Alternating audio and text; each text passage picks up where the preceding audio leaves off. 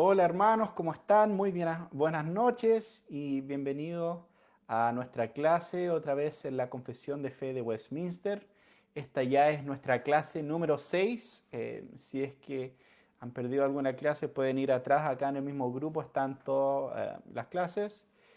Hoy día vamos a seguir con el capítulo 10 de la Confesión y vamos a llegar del capítulo 10 hasta el capítulo 12.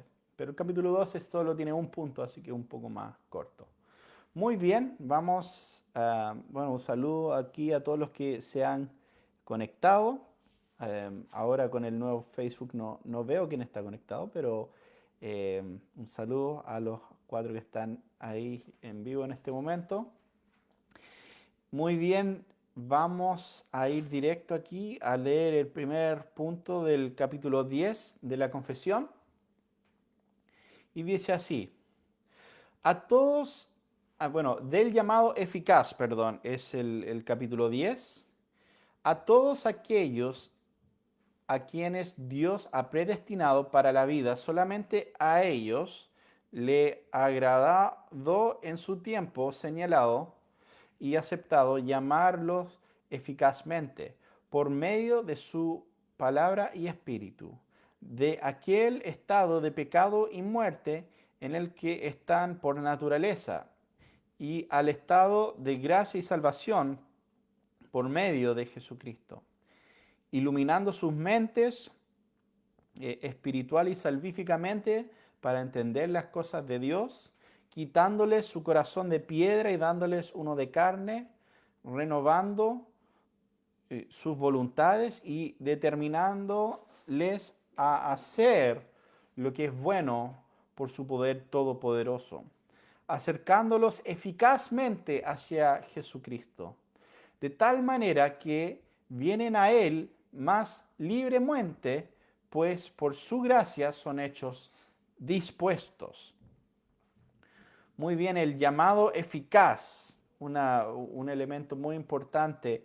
Esto tiene que ver con la manera que Dios llama eficazmente a quienes están predestinados para la vida eterna. Y es parte también de lo que vemos en Romanos 8:30. En Romanos 8:30 también está aquí en la confesión, dice, y vemos la cadena de redención acá. A los que predestinó, a estos también llamó. Y a los que llamó, a estos también justificó. Y a los que justificó, a estos también glorificó. Entonces, claramente aquí en Romanos vemos una secuencia. Vemos que los que son predestinados también son llamados y después estos llamados también son justificados y finalmente glorificados. Y en ese orden. Por lo tanto, este llamado mencionado ahí es finalmente el llamado eficaz. ¿Y por qué lo llamamos llamado eficaz? Es porque finalmente no es un llamado que depende de la persona, no depende de la voluntad del hombre, sino depende de la voluntad de Dios. Hay también lo que se conoce como un llamado general, ¿cierto? Entonces eso es cuando nosotros predicamos el Evangelio abiertamente, indiscriminadamente, porque sin duda nosotros no pretendemos saber o conocer la identidad de los que Dios ha escogido. Entonces nosotros hacemos el llamado general al ir a predicar el Evangelio, pero el llamado, por así decirlo, eficaz, tiene que ver con el hecho de que Dios es el que salva finalmente. Y es importante entender que este llamado ocurre en el tiempo. Obviamente la predestinación es algo que ocurre antes de nuestro nacimiento, es algo sobre el cual nosotros no tenemos control finalmente, obviamente, es algo que Dios hace antes de la fundación del mundo. Pero el llamado eficaz ocurre en nuestras vidas. Y eso es cuando Dios transforma, ¿cierto?, ese corazón de piedra, ese corazón endurecido en contra de Él, y lo cambia por un corazón de carne, como nos dice, ¿cierto?, Ezequiel. Ezequiel 36:26 dice eso. Es la promesa que Dios sacará, ¿cierto?, ese corazón de piedra y lo cambiará por un corazón vivo, un corazón de carne. Y eso es lo que Dios hace con nosotros. También esto es lo que también se llama, es lo que se conoce por la regeneración o el nuevo nacimiento, también son algunos otros términos que tienen que ver con este cambio de corazón que Dios hace. Y ahora vamos a profundizar un poco más de esto en el punto número 2. El punto número 2 de capítulo 10.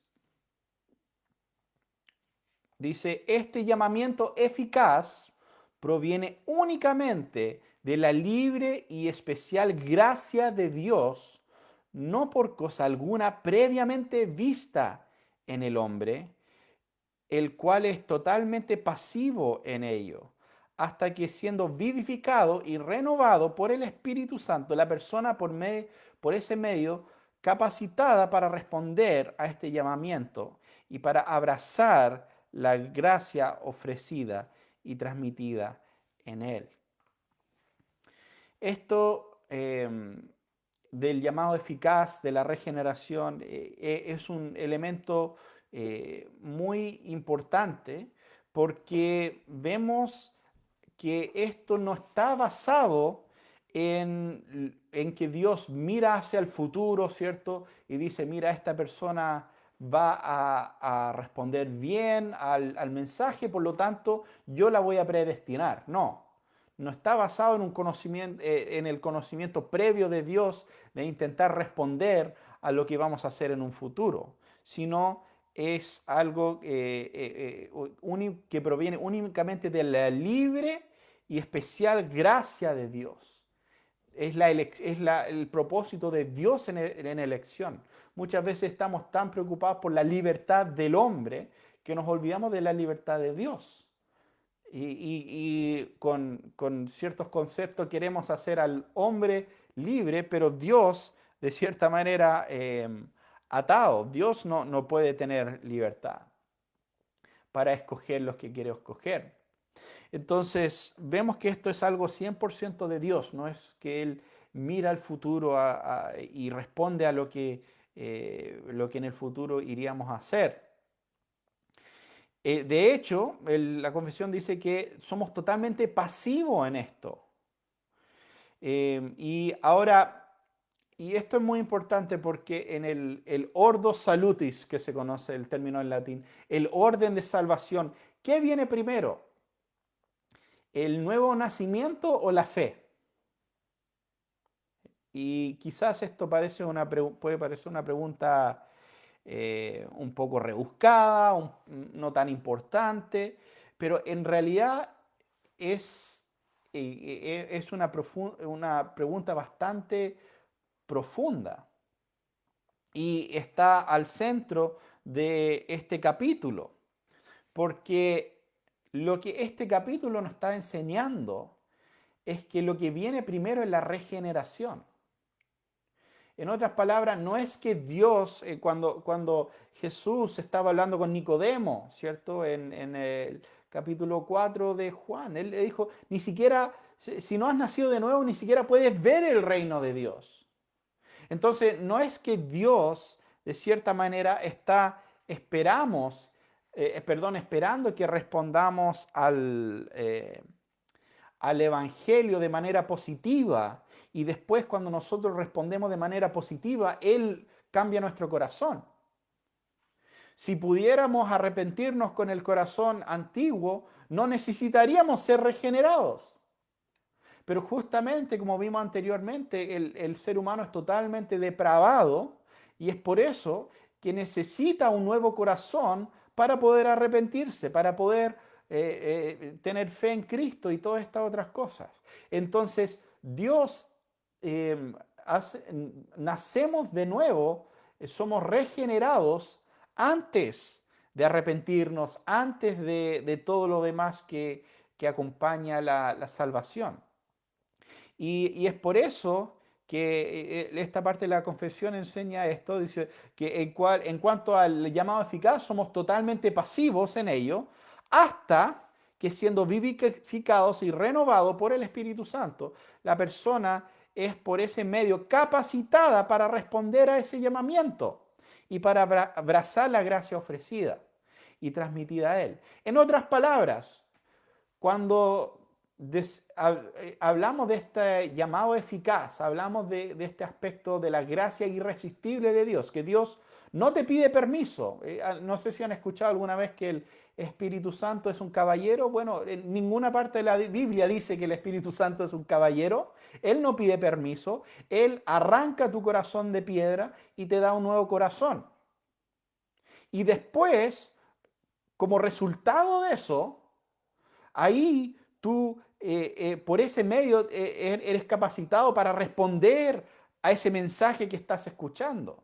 Ahí es donde vienes en arrepentimiento y donde tu mirada es fijada en Cristo y Cristo se vuelve el objeto de tu deseo finalmente. Porque antes de eso no deseabas a Dios porque estabas muertos en tus pecados, odiabas la ley de Dios, eras enemigo de Dios. Pero cuando tienes un nuevo corazón, cuando Dios hace esa obra de regeneración, cambia todo. Por eso es muy importante entender que la regeneración y el llamado eficaz y todo esto viene antes del nuevo nacimiento y solamente, perdón, antes de la fe y del arrepentimiento y todo lo demás. Y solamente ahí nosotros estamos capacitados para responder de manera positiva al llamado general, ¿cierto? A la predicación general que escuchamos del Evangelio. Entonces, por eso, incluso en el párrafo 1 dice, de tal manera que vienen a Él más libremente, pues por su gracia son hechos dispuestos. Entonces, con el llamamiento eficaz somos hechos dispuestos a responder al Evangelio de esa manera. Muy bien, punto número 3. Bueno, y como siempre, si tienen alguna pregunta, alguna duda, pueden dejarlo aquí en los mensajes del grupo. Y también si pasa algo con la transmisión, lamentablemente Facebook me cambió el sistema de... cambiaron la manera que se hace streaming. Entonces ahora es un poco más complicado y no siempre funciona. Así que si hay alguna falla o problema con el audio, con el video, pueden escribir algo ahí en el grupo. Muy bien, vamos al punto número 3. Los niños elegidos que mueren en la infancia son regenerados y salvados por Cristo mediante el Espíritu, quien obra cuando, dónde y cómo le agrade. De la misma manera son regeneradas y salvadas todas las otras personas elegidas que son incapaces de ser llamadas externamente por el ministerio de la palabra. Este tercer punto de la confesión trata un elemento bastante delicado, ¿cierto? Sin duda emocionalmente es un tema muy delicado que tiene que ver con los niños que mueren en la infancia. Hay niños que ¿cierto? Mueren, viven unos días o incluso son abortados y muchas otras situaciones. ¿Y qué pasa con ellos? Y también menciona a estos niños, pero también a personas con discapacidades que hacen imposible una manifestación externa o una respuesta externa a poder responder a la predicación del Evangelio.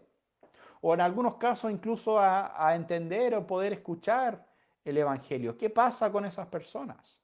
Ahora, específicamente en el caso de los niños, entre otros grupos de cristianos, especialmente en el mundo más arminiano, hay esta idea de es como la edad de inocencia o la edad de responsabilidad. Y esta teoría es, bueno, los niños nacen inocentes y hasta cierta edad están libres de pecado, pero cuando ya cruzan una cierta línea, ya ahí en adelante empieza a regir el tema del pecado con ellos. Ahora, hay un grave problema con eso. Específicamente lo que vimos, me parece que la semana pasada, sobre el pecado original y todo esto. O sea, nosotros todos nacemos culpables. Nacemos culpables, posteriormente tenemos nuestros propios pecados, pero todos caímos en Adán. Entonces, todos nacemos con el pecado de Adán y culpables de ese pecado. Entonces, esa explicación de que no, lo que pasa es que hasta cierta edad son inocentes, no funciona con lo que dice Romanos capítulo 5. Si todos mueren en Adán, eso no por tener una vida más corta se excluye de estar ligado pactualmente con Adán, de estar en Adán, con el resto de la humanidad. Y por lo tanto, la confesión en este caso no sigue ese camino, no dice, mira, es que hay una hasta cierta edad y donde todos los niños van a ser salvos porque todavía no tienen pecado. Y muchos han observado que esa teoría llevaría a la conclusión que incluso algo como el aborto no necesariamente es algo tan negativo porque le quita la vida a los niños antes de que son responsables por el pecado y los manda directo a la presencia de Dios en ese caso. Pero eso no es la explicación de la confesión. No ignora el pecado original como lo hacen los arminianos. Y debería mencionar que este tema de los niños probablemente es la razón principal por el cual muchos evangélicos, incluso hasta el día de hoy, niegan el pecado original. Eso sería como la razón principal. Pero la confesión no hace eso, sino que reconoce que la regeneración es un acto soberano de Dios. Y como recién mencioné, no es que Dios está esperando pedir nuestro permiso para regenerarnos, por así decirlo. Y después de ser regenerados, respondemos al Evangelio. Entonces nuestra regeneración no está basada en esta respuesta, sino que nuestra respuesta está basada en nuestra regeneración. Y por lo tanto, la confesión reconoce la libertad de Dios de poder regenerar a las personas que Él quiere, incluso a aquellas personas que no pueden responder visiblemente al Evangelio, como como niños que mueren en la infancia o personas incluso adultas que no pueden responder porque son incapacitados por temas externos, como ya mencioné. Ahora, por otro lado, tampoco presume de la gracia de Dios, porque es muy específico. Dice, todos los niños elegidos que mueren en infancia son regenerados. Y por lo tanto, no dice que todos los niños son regenerados, o que mueren en infancia, dice que los niños elegidos. Tampoco presume saber la cantidad de ese número. Solamente está diciendo que Dios tiene la libertad de elegir incluso a aquellos que mueren en la infancia. No vamos a decir que son todos, pero tampoco vamos a presumir que todos están perdidos. Ese es el punto de la confesión. Lo dejan en las manos del Señor, este punto. Entonces, y sí, como mencioné, desde un punto de vista desde un punto de vista emocional, es un tema muy delicado, sin duda. Pero tenemos que entender que la gracia de Dios es justamente eso, no está basado en lo que merecemos. Aunque seamos niños recién nacidos o adultos o abuelos, no merecemos ser salvados por Cristo, es solamente por su gracia. Y si Él quiere salvar a personas como estos niños recién nacidos y otros que no pueden responder al Evangelio, Él lo puede hacer y lo hace. Pero es por medio de Cristo, es por medio de los méritos de Cristo, eso es lo importante. Aún en esa situación. Muy bien, punto número 4. Otros que no son elegidos, aunque sean llamados por el ministerio de la palabra y tengan ciertas operaciones comunes del Espíritu, sin embargo, nunca vienen verdaderamente a Cristo y por lo tanto no pueden ser salvos o ser salvados. Mucho menos pueden los hombres que no profesan la religión cristiana ser salvos de ninguna otra manera, aunque sean tan diligentes como para conformar sus vidas de acuerdo a la luz de la naturaleza y a las leyes de aquella religión que profesan. Y el afirmar y mantener que aquellos sí pueden salvarse es muy pernicioso y debe ser detestado. Hace, creo que unos años, el Papa Francisco estaba en el Vaticano, en Roma, y un niño le hizo una pregunta. Dijo, Papa, mira, mi padre era un buen hombre, él nos cuidó siempre, fue un buen padre, no era creyente, era ateo. Y quiero saber, ¿dónde, Papa, va a estar en el cielo mi padre? Y la respuesta de Francisco fue decir, mira, básicamente parece que tu padre fue un buen hombre, era ateo, sí, pero dejó que ustedes fueran bautizados y fue buena persona, entonces me parece que Dios lo va a salvar. Y esa es esta idea de que si simplemente, de cierta manera, profesas, aunque profeses otra religión, si en esa religión o creencia tú eres bueno y haces cosas buenas y eres piadoso dentro de ese contexto, si eres un buen musulmán o un buen hindú o lo que sea, que Dios va a tomar en cuenta eso como si fuera adoración hacia Él. Una especie de universalismo que es bastante común entre algunos en el círculo, incluso en algunos círculos evangélicos. Pero aquí la confesión es bastante clara. Dice que solamente por Cristo es la salvación. Hay personas que pueden ser muy buenas a los ojos del mundo. Pero ese ser bueno a los ojos del mundo no es lo que nos salva. Si fuese por eso, estaríamos todos totalmente perdidos en ese sentido. Entonces, eh, nuestra salvación finalmente es por la gracia de Dios, no por nuestras obras. Por lo tanto, cualquier obra que pueda hacer un mormón, un musulmán, o cualquiera de estas otras religiones, no es lo que salva, sino confiar en Cristo es lo que salva. Y es por eso que estas ideas que otras religiones también pueden salvar, que todos los caminos llegan al mismo lugar y todo lo demás, es muy pernicioso y debe ser detestado.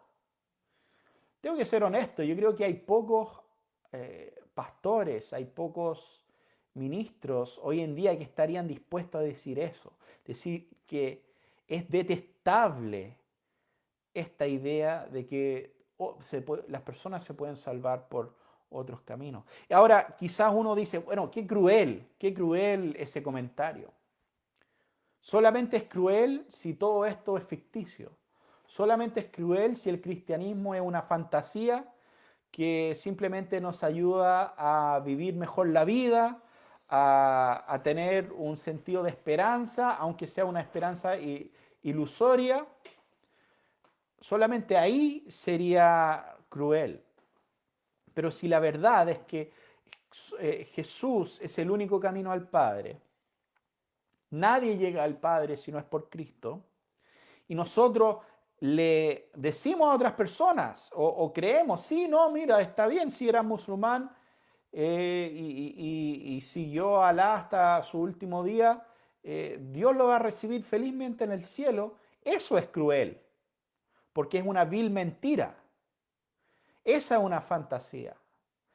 Sabiendo que esa persona, actuando como si esa persona está en la presencia de Dios, cuando realmente está separada de Dios. Cuando la Escritura enseña que Cristo es el único camino. Y eso es crueldad. Por eso, si nosotros amamos a Dios y amamos a nuestro prójimo, amamos a los demás, vamos a encontrar detestable junto con la confesión esa idea. Entonces, eso es un punto importante que vemos. Y también vale la pena, quizá lo he dicho antes, volver a repetirlo, que la confesión no tiene problemas con meterse en las patas de los caballos, como se dice, en hablar de temas complicados, preguntas complicadas, preguntas que a cualquiera le gustaría evitar muchas veces en una sesión de pregunta y respuesta delante de...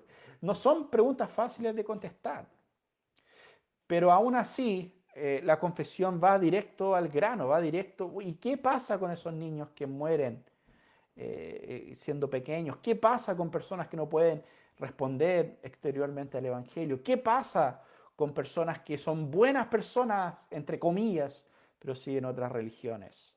La confesión habla específicamente de todos esos temas. Muy bien, vamos con el capítulo 11 ahora. Dice, de la justificación. Punto número 1. A quienes Dios llama eficazmente, también los justifica gratuitamente, no mediante la infusión de justicia en ellos, sino que les perdona sus pecados y cuenta y acepta sus personas como justas, mas no por algo obrado o hecho por ellos, sino solamente por causa de Cristo. Tampoco les imputa la fe misma, ni el acto de creer o alguna otra obediencia evangélica como su justicia, sino que les imputa la obediencia y satisfacción de Cristo. Entonces, viviendo ellos a Jesús, descansando en Él y en su justicia mediante de la fe, lo cual no tiene de ellos mismos, pues es don de Dios. Entonces aquí vemos este elemento de la doctrina de la justificación por medio de la fe. Y empieza afirmando un punto que quizás para muchos no lo veríamos en primera instancia. Si hablamos de la diferencia entre la imputación y la infusión, suenan como dos, la mayoría no sabría responder ante eso. Pero hay una gran diferencia. La justificación no es la infusión de justicia. No es que en la justificación nosotros nos volvemos justos o nos volvemos mejores personas. Eso no es la justificación. La justificación, en la justificación no somos hechos justos, somos declarados justos. Es un acto legal. Somos contados como si fuéramos justos legalmente ante los ojos de Dios. Ahora cuando Dios nos mira al ser justificado, ya no ve la suciedad de nuestro pecado, sino que ve la justicia de Cristo que nos es imputada. Y como dice 2 Corintios 5, 19 y 21, ¿cierto? Que no tomando en cuenta nuestros pecados. Eh, en 2 Corintios, aquí lo vamos a leer mejor, Dios estaba en Cristo reconciliando consigo al mundo, no tomándoles en cuenta a los hombres sus pecados. Y nos encargó a nosotros la palabra de la reconciliación. Entonces, en la justificación entendemos, no es que no tenemos pecado. Y aquí es donde han errado muchos cristianos en la historia. No es, al ser justificados, otra vez lo repito, no es que no tenemos pecados, es que nuestros pecados Dios no los toma en cuenta. Y por esa razón, como no toma en cuenta nuestros pecados, podemos ser declarados justos ante Dios. Y también es un don de Dios, es un regalo, no es algo logrado por nuestros méritos en ese sentido, sino solamente por la gracia de Dios. Ok, vamos al punto número 2. La fe de este modo recibe a Cristo y descansa en Él y en su justicia es el único instrumento de la justificación. Entonces, la fe es el instrumento de la justificación y descansa en la justicia de Cristo. Sin embargo, la fe no está sola en la persona justificada, sino que siempre está acompañada de todas las otras gracias salvadoras. Y no es una fe muerta, sino que obra por amor. Y aquí está el tema, porque muchos quizás habrán escuchado sobre la justificación y dicen, o sea, la justificación llega a mí si es que peco o no peco, haga lo que haga, ni un problema, excelente. Y creen que eso sería una licencia para seguir pecando. Pero no es así. Acá vemos que las obras no son el medio por el cual somos justificados, pero sí son el resultado de personas que conocen a Cristo, que están en un proceso de santificación. Y tiene que ver eso con la santificación, que es otro capítulo que vamos a ver la próxima semana, más detalle. Pero ahí es donde nosotros entendemos que la fe verdadera nunca somos salvos, somos justificados solamente por la fe. La fe es el instrumento de justificación, pero la fe nunca viene sola, sino que la fe viene acompañada con obras, porque el resultado de que tenemos una fe verdadera, una fe que no es muerta, que Dios realmente nos ha concedido ese regalo de la fe, son las obras. Y entonces como un resultado, no como un fundamento. Y ese es el gran pero, el gran punto importante de destacar y de diferenciar. Entonces, como dice cierto Gálatas también 5, 6.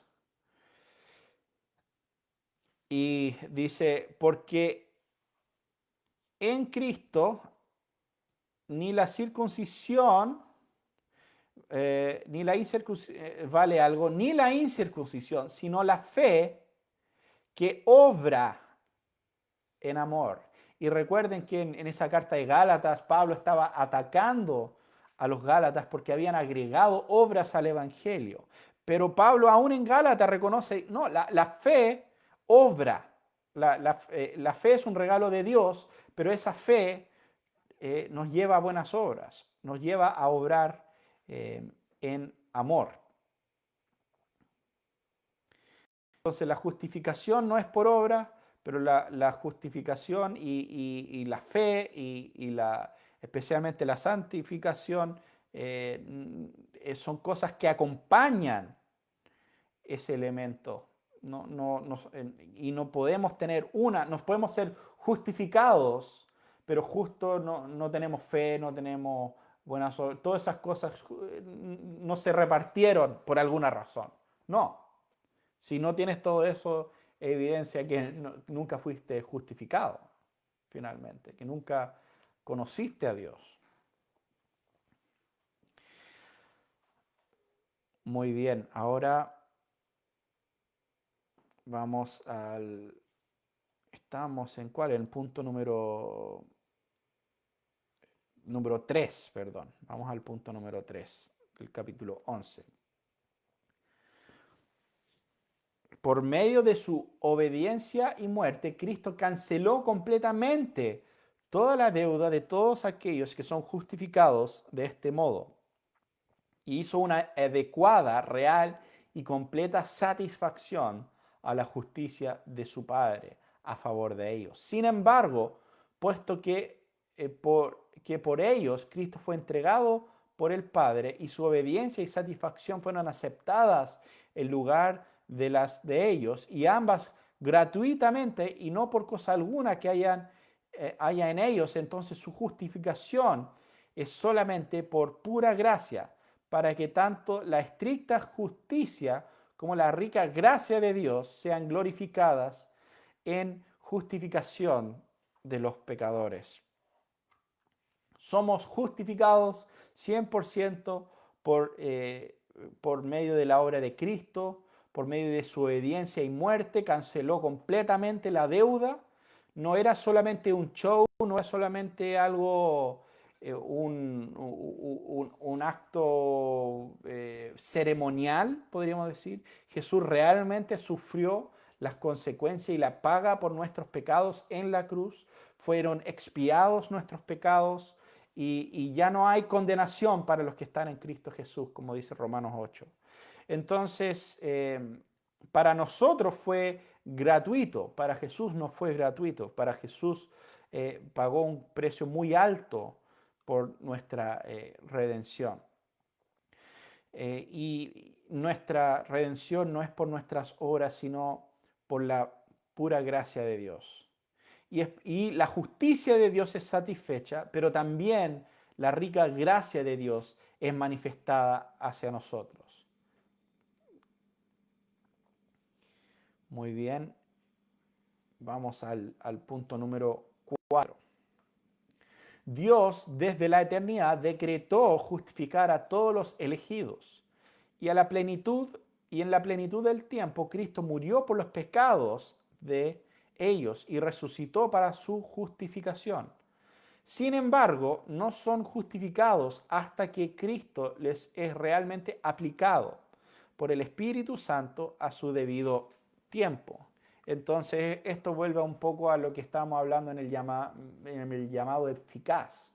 El llamado eficaz, la justificación son cosas que ocurren en la vida de la persona. No es que nacemos justificados o nacemos regenerados, aunque somos escogidos antes de la fundación del mundo, sino que en la providencia de Dios esas cosas ocurren en el tiempo, en un tiempo determinados de nuestras vidas. O sea, un día no éramos justificados y otro día somos justificados. Y así es como funciona el propósito de Dios con las personas. Punto número 5. Dios continúa perdonando los pecados de aquellos que son justificados y aunque nunca caigan del estado de justificación, sin embargo, por sus pecados pueden caer bajo el desagrado paternal de Dios, quien no les restaura la luz de su rostro hasta que se humillen, confiesen sus pecados, imploren su perdón y renueven su fe y arrepentimiento. Esto es un punto importante y yo diría es un punto que ha sido ignorado y más que ignorado ha sido ha sido atacado por muchos evangélicos modernos.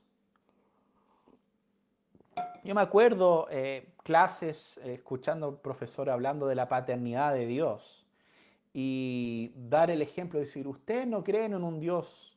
Y el profe hablaba de diferentes, como, ¿qué eran? Eran como estereotipos de Dios. Y tenía entre esos el Dios castigador, ¿cierto? Y todo el punto era decir, no, el Dios, eso es una fantasía. Dios no es un Dios castigador. Eso es totalmente falso, hermano. La Biblia es extremadamente claro que Dios castiga. Y no solamente vemos sus juicios, y es algo que también, no me acuerdo si ya lo vimos o lo vamos a ver en la confesión, habla de la ira de Dios, de los juicios de Dios, pero no solamente sobre aquellos que no son suyos, sino también a sus hijos, castiga a sus hijos. Y eso es lo que vemos en esta sección número 5, que sus hijos durante sus vidas pueden caer bajo el desagrado paternal de Dios.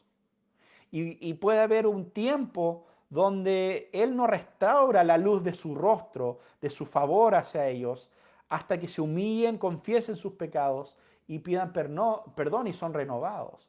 Y entonces, esas son cosas que pasan en la vida de cristianos. Ahora, ahí es donde vemos también la diferencia entre la disciplina y simplemente un castigo punitivo que no. La disciplina finalmente tiene el propósito de volver a la persona al camino correcto. Cuando nosotros disciplinamos a nuestros hijos, no es simplemente para darles lo que merecen, es para corregir, es para que mi hijo no siga por el camino que está siguiendo, no siga contestando y desobedeciendo a sus padres, haciendo lo que sus padres dicen que no debe hacer. Ese es el propósito de la disciplina que él recibe, es para que él abandone ese camino y pueda pedir perdón y haber una restauración. Es lo mismo con Dios. Dios castiga a sus hijos. Hebreos 12, 6 al 8 dice esto. Dice, porque el Señor disciplina a los que ama y azota a todo el que recibe como hijo.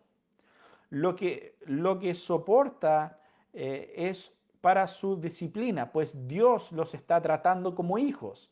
¿Qué hijo hay a quien el Padre no disciplina? Si a ustedes les deja sin disciplina, que todos reciben, entonces son bastardos y no hijos legítimos. ¡Wow!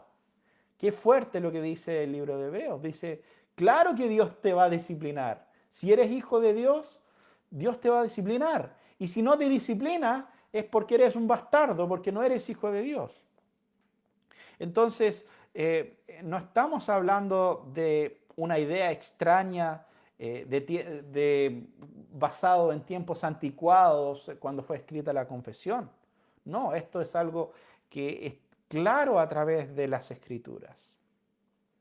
El castigo de Dios incluso por sobre su propio pueblo, pero con el fin de llevarlos a que renueven su fe y al arrepentimiento. Muy bien, vamos al punto número 6. Bajo el Antiguo Testamento, la justificación de los creyentes era en todos sus aspectos una y la misma que la justificación de los creyentes bajo el Nuevo Testamento.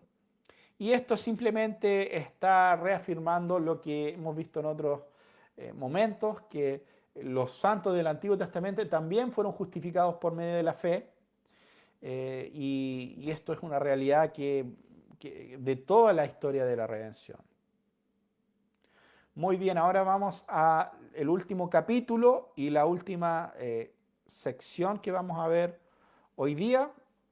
Es solamente una sección y tiene que ver con la adopción. Y dice, a todos aquellos que son justificados, Dios les digna en hacer partícipes de la gracia de la adopción en y por su Hijo unigénito, Jesucristo. Mediante esta gracia, los justificados son recibidos en el número de los hijos de Dios y gozan de sus libertades y privilegios. Son marcados con el nombre de Cristo y reciben el espíritu de adopción. Tienen libre acceso al trono de la gracia y son capacitados para clamar Abba Padre. Son compadecidos, protegidos, cuidados y castigados por Él como por un padre, pero nunca son desechados, sino que son sellados para el día de redención y heredan las promesas como herederos de la salvación eterna.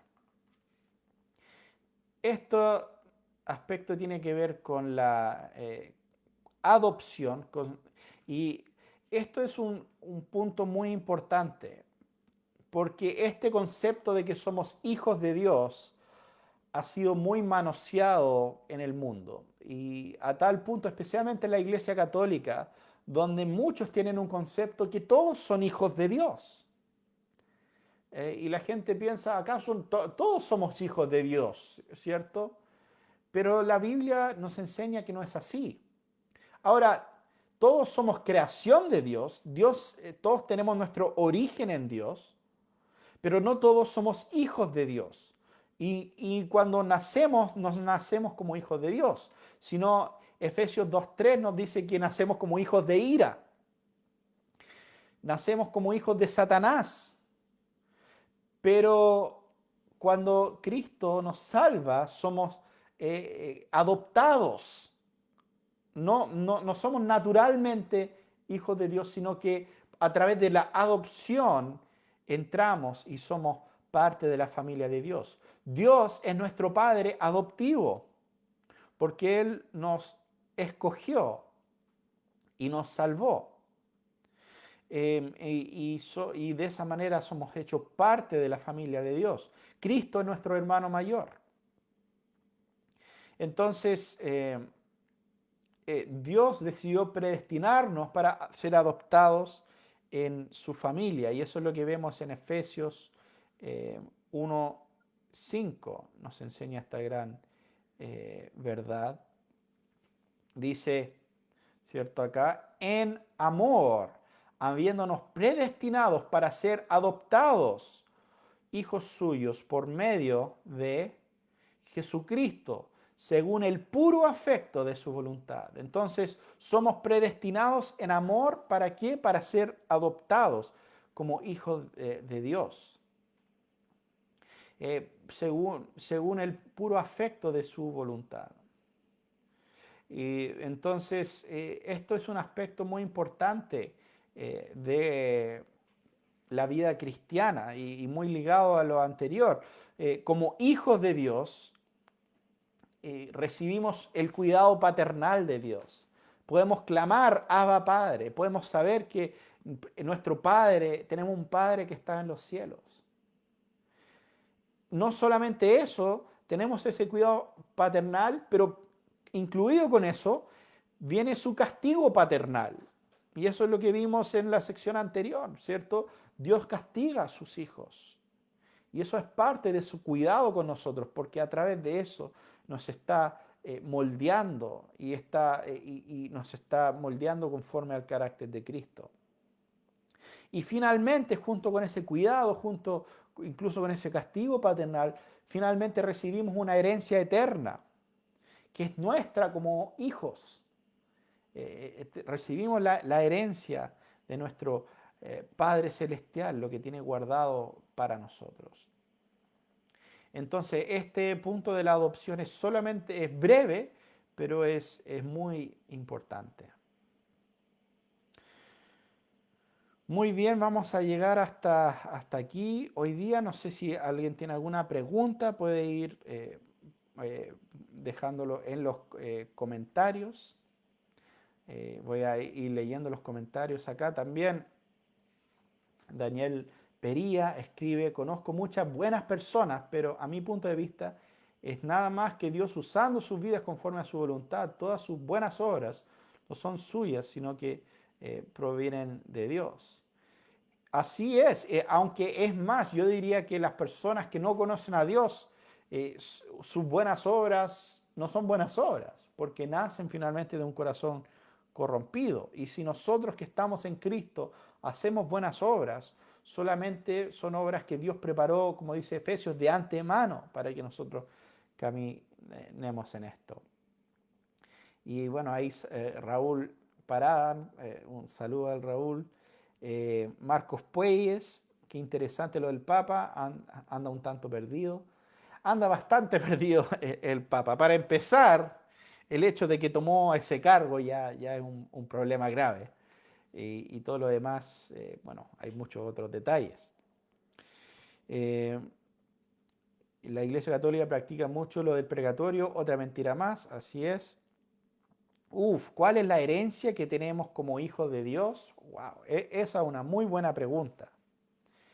Y en realidad es una pregunta multifacética. O sea, yo creo que finalmente la herencia que tenemos como hijos de Dios es Cristo, es verlo a Él cara a cara, es disfrutar la eternidad, glorificar a Dios y disfrutar de Él para siempre.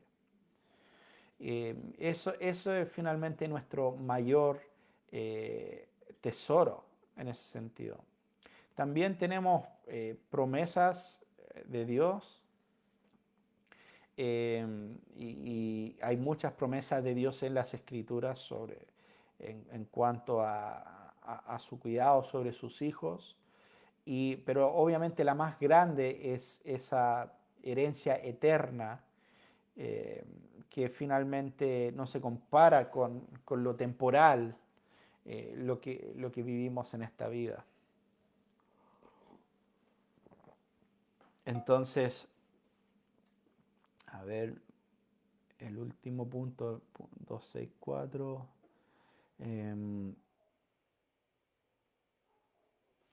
Aquí en 1 Pedro, ¿cierto? 1, 3 y 4 enfatiza esto, dice, bendito el Dios y Padre de nuestro Señor Jesucristo, que según su grande misericordia nos hizo renacer a una esperanza viva por la resurrección de Jesucristo de los muertos, para una herencia incorruptible, incontaminada, inmarcesible, reservada en los cielos para vosotros. Entonces, finalmente, nuestra herencia final es incorruptible, ¿cierto? Es incontaminable, nadie lo puede robar, nadie lo puede romper finalmente, y está reservada en el cielo para nosotros, está en la eternidad junto con Dios. Muy bien.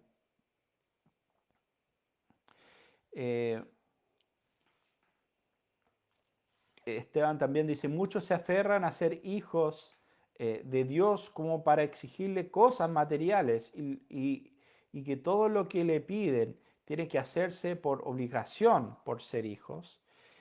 Sí, muchas personas tienen esa visión y sin duda obediencia a Dios, si sacamos todos los otros factores, obediencia a Dios siempre es mejor. La obediencia a Dios trae bendiciones, incluso bendiciones temporales en un sentido. O sea, si tú tienes un padre de familia que es drogadicto y ha vivido toda una vida desordenada, viene a Cristo, bueno, para empezar, recibe algunas bendiciones el primer mes. Su cuenta de cocaína baja bastante ese primer mes. Ese dinero que antes lo gastaba en droga, ahora está en su bolsillo. Entonces, eso es una bendición, finalmente, ¿cierto? Y lo mismo con obedecer los principios de Dios en cuanto al trabajo, en cuanto a muchas cosas. Eso, en un sentido general, trae bendición, incluso bendición material. Pero esos principios son reales, pero no son los únicos factores. porque también estamos en un mundo caído, estamos en un mundo donde existen los ladrones, donde existe gente que odia a Cristo. Y todas esas otras cosas también influyen. Entonces, podemos estar bajo persecución, como los hermanos en China, encerrados en una cárcel. Y no por eso no somos bendecidos. No sé si se entiende. Entonces, yo creo que podemos y no debemos tener temor a reconocer que obedecer a Dios en términos generales lleva a abundancia, podríamos decirlo, de esa manera. Si tú trabajas, si haces esas cosas, si no hay otros factores, eh, produce finalmente.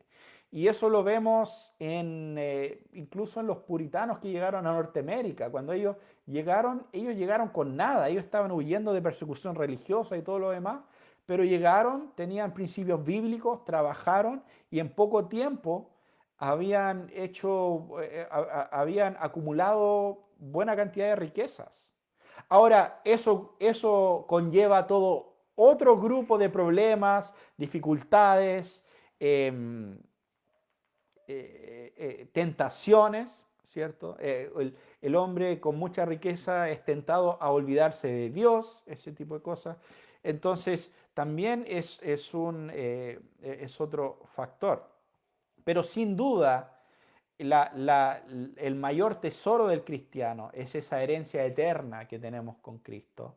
El mayor tesoro del cristiano es que somos justificados aparte de nuestras obras, ¿cierto? Y podemos hablar de una cosa sin ignorar lo otro en ese sentido. Eh,